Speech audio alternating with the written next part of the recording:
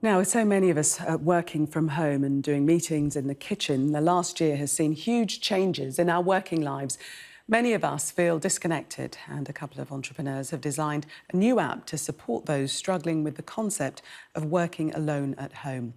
The app's co-founder, Ben Towers, joins me now. Good morning to you, Ben. How do you describe workplace loneliness? Because it's sort of a new phenomenon, perhaps, that we haven't really identified previously, but might be experiencing now. Yeah, so workplaces have put loads of resources into connecting the workforce, so putting things out there so you can talk to each other and collaborate and work on projects.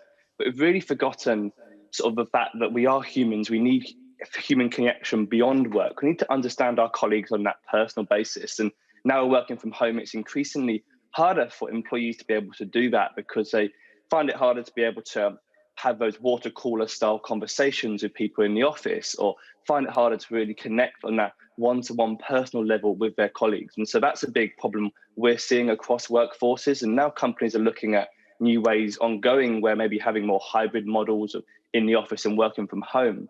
So much more needed to be done to really think about how can we produce a culture of connectivity which is centered around you as an individual and around your personal needs rather than just the business needs. What effect is it having on people not being able to, as you say, have that conversation next to the water cooler, that non really planned interaction? Yeah, so you've got the mental health side of things. So obviously there's massive links between loneliness and isolation and your mental health.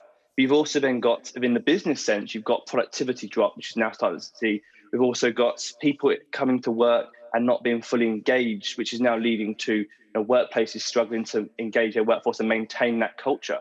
So that's then leading to massive problems. Another good example of that is 9.9 million people are on furlough.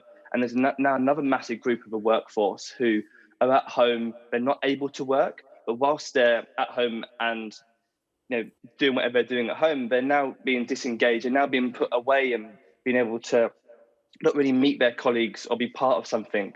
So that's another big challenge which employers are now needing to face, to really find a way to bring both together.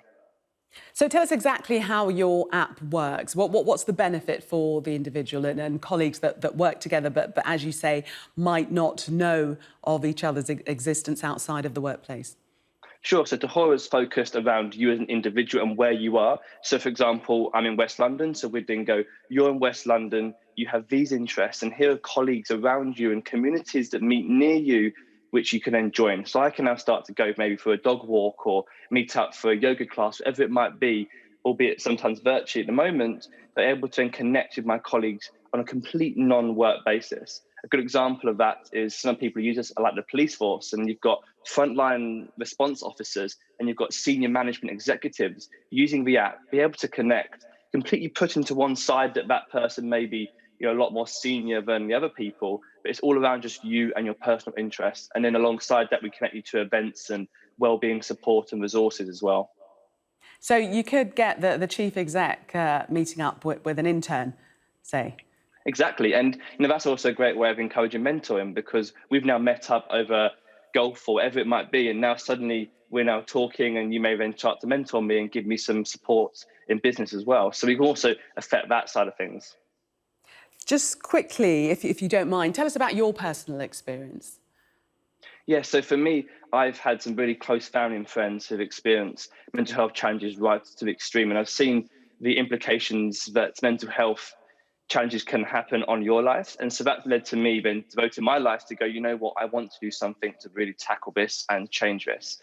And so with my co-founder, Mike, he's also had something very similar where he had close family and friends have mental health challenges. And it led to us saying, how can we look at mental health, but in a preventative way? So not saying you're unwell, how can we treat you, but going, how can we connect society? How can we build a more inclusive workplace, which has both massive implications and support on your mental well-being, but also on the business as well. OK, Ben, thank you so much for speaking to us. Good luck with Tahora. It sounds like a great idea. Thank you. Thank you.